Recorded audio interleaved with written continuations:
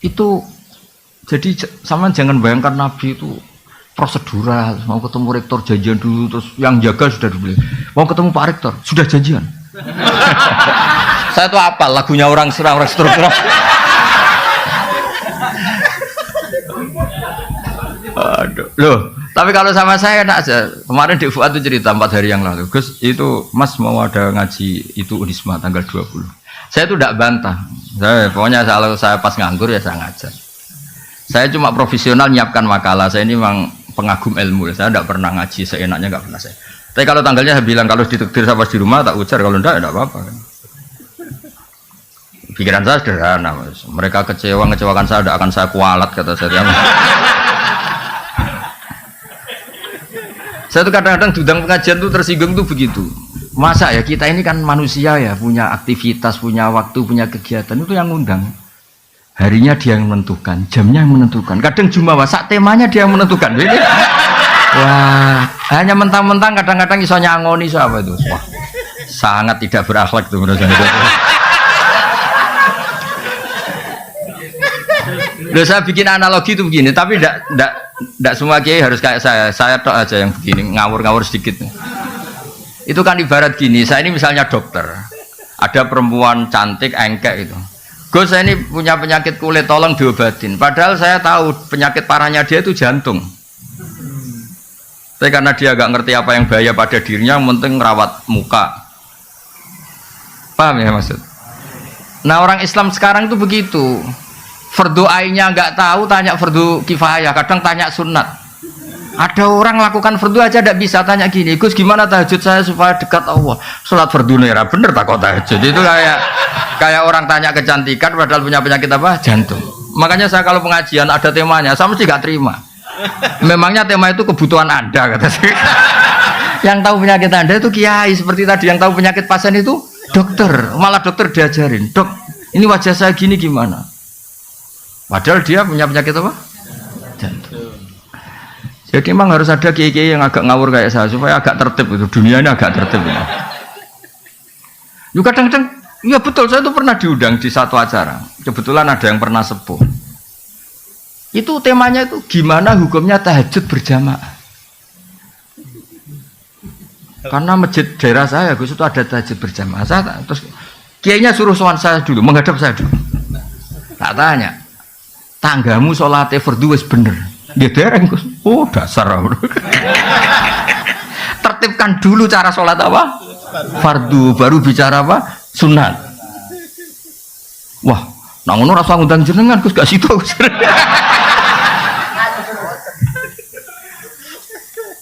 Tapi akhirnya mereka terus sadar, tak angan-angan bener Gus lah.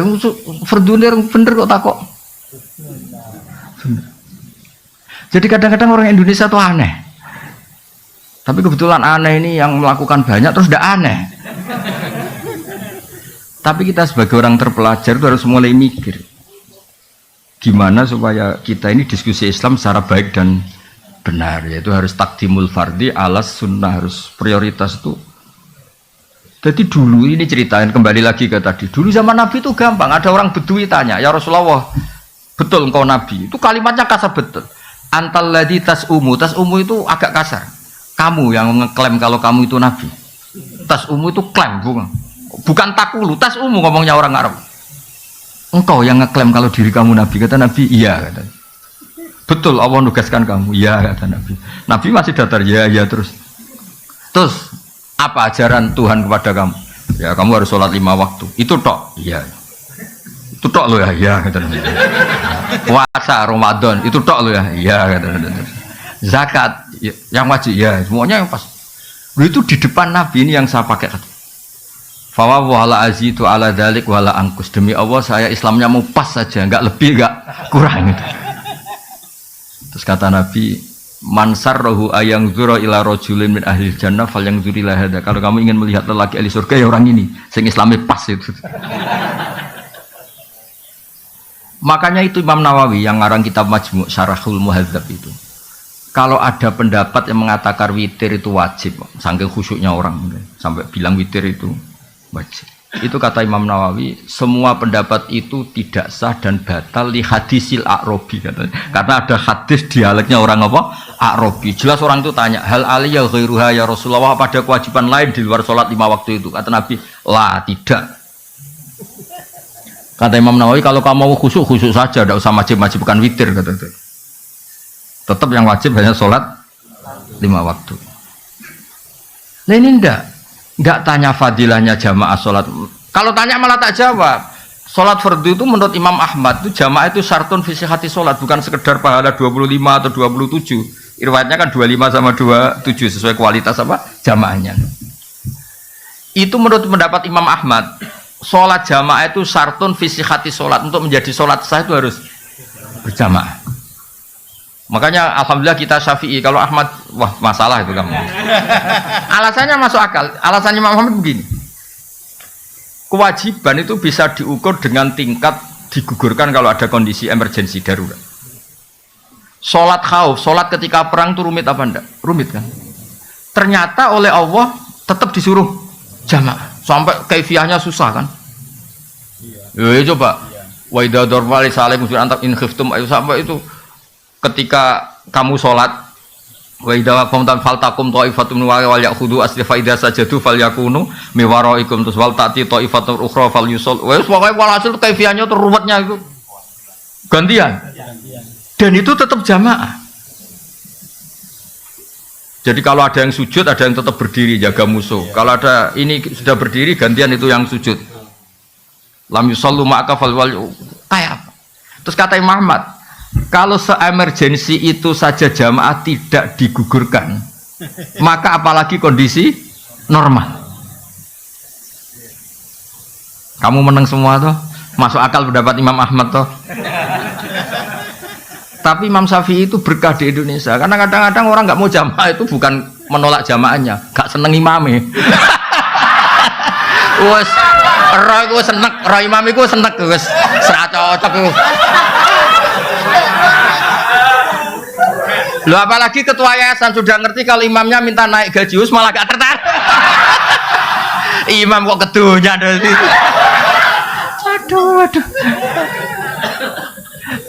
Makanya saya andekan orang-orang Hambali itu hidup, pasti saya cerita di Indonesia itu menolak jamaah bukan karena anti jamaah, itu gak cocok sama imamnya. Loh, di Indonesia itu imamnya gak kunut aja masalah kan. Yang kunut imamnya gak kunut juga atau sebaliknya juga masalah. Sekarang aja era modern, saya tuh sering makmum orang Muhammadiyah. Orang Muhammadiyah juga sekarang alhamdulillah sering makmum orang NU. Karena saya ngomong terus, kalau kunut itu adalah NU, berarti Imam Syafi'i itu NU. Imam Abu Hanifah berarti Muhammadiyah.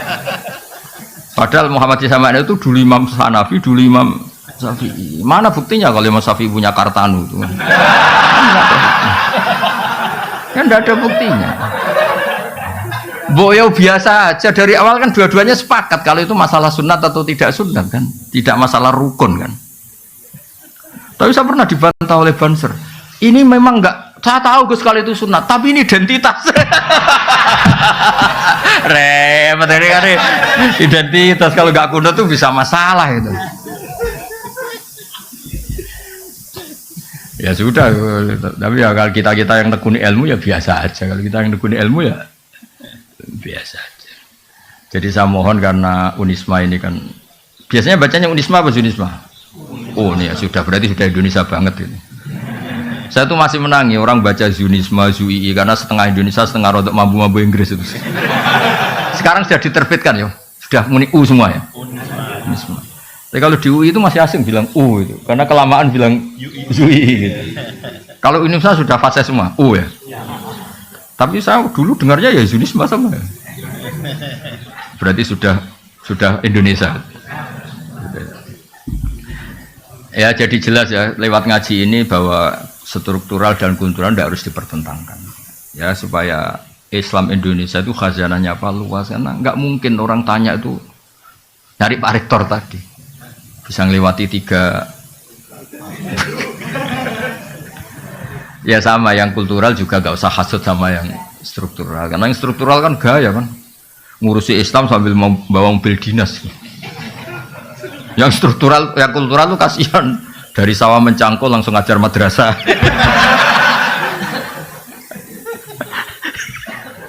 Kasihan. Muridnya 8, kadang hadir hanya 2, nakal.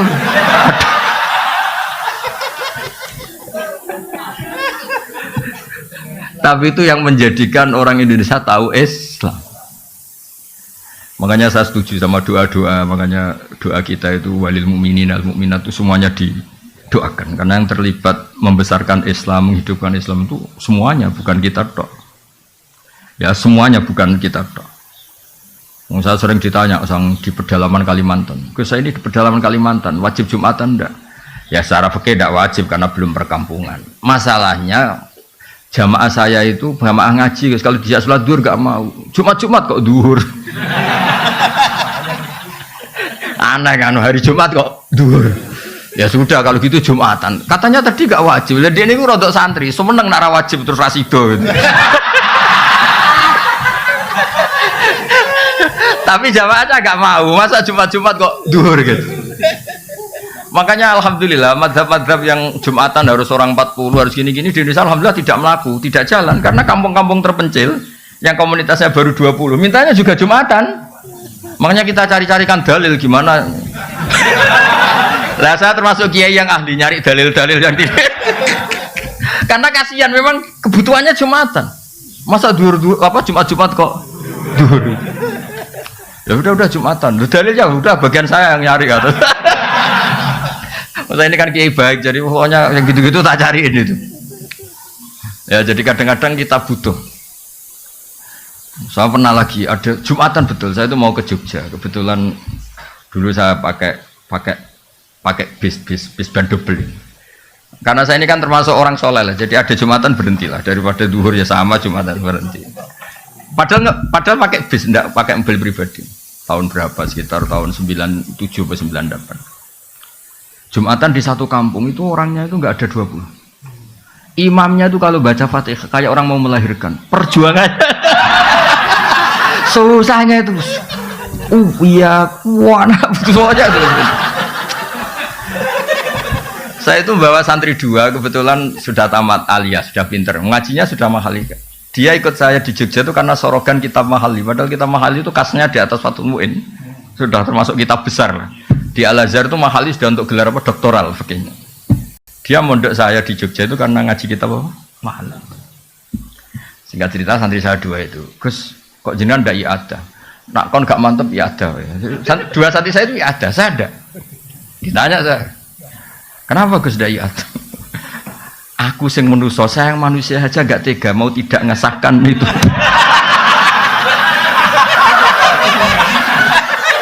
Apalagi Allah yang Rahman Rahim, melihat perjuangannya di situ kayaknya pasti sah. Saya ditanya, ini fikih apa? Ya fikih husnudzon kata saya. Padahal sebetulnya saya itu punya madhab-madhab Hanafi untuk mengesahkan yang seperti itu. Tapi saya tetap guyon ini fikih husnudzon. Karena kalau saya iada itu kan semi suudzon, kalau sholat itu enggak sah. Jadi kamu itu benar secara fikih, tapi nanti dihisab karena suudzon. Karena kamu sampai iada itu menganggap itu tidak sah. Lah saya ini husnudzon tapi agak-agak gak syafi'i karena sebetulnya memang secara syafi'i harus iada. Saya kali ini agak-agak Hanafi kata saya. Tapi demi menghormati perjuangan tadi. Saya bilang tadi, saya yang manusia saja enggak mentolo mau tidak ngesahkan melihat perjuangannya gitu. Apalagi Allah yang Rahman Rahim. Maksud saya cerita ini supaya yang jadi tokoh lah di masyarakat bacanya banyak. Kayak saya itu ya baca kitab Mizan Kubro, baca kitab-kitab khilaf-khilaf. Bukan untuk tatabbu rukhas mencari yang gampang. Kita ini punya umat banyak dan sebagian memang nggak ngerti apa. Kalau kita bilang-bilang nggak sah terus itu kan kasihan. Ya kan orang awam tuh kalau mau ruko ada noto saronge itu, wah itu 3 kali itu nggak sah, kan jadi ribet. Semangat ya muni rasa itu kan. Mbok ngaji itu yang luas itu sehingga bacaannya banyak. Makanya saya tuh ngadepi orang Junisme apa tenang saja, bukan karena cuma bukan. Ketoi sinaune akeh aku dari tenang. Ini bukan urusan sombong, tapi urusan profesional apa? Supaya jelas itu apa? Aturan mainnya tuh jelas. Jadi nggak boleh orang itu. Ya bener bapak tadi kalau nasihat saya, iku tawaduk ora tanggung.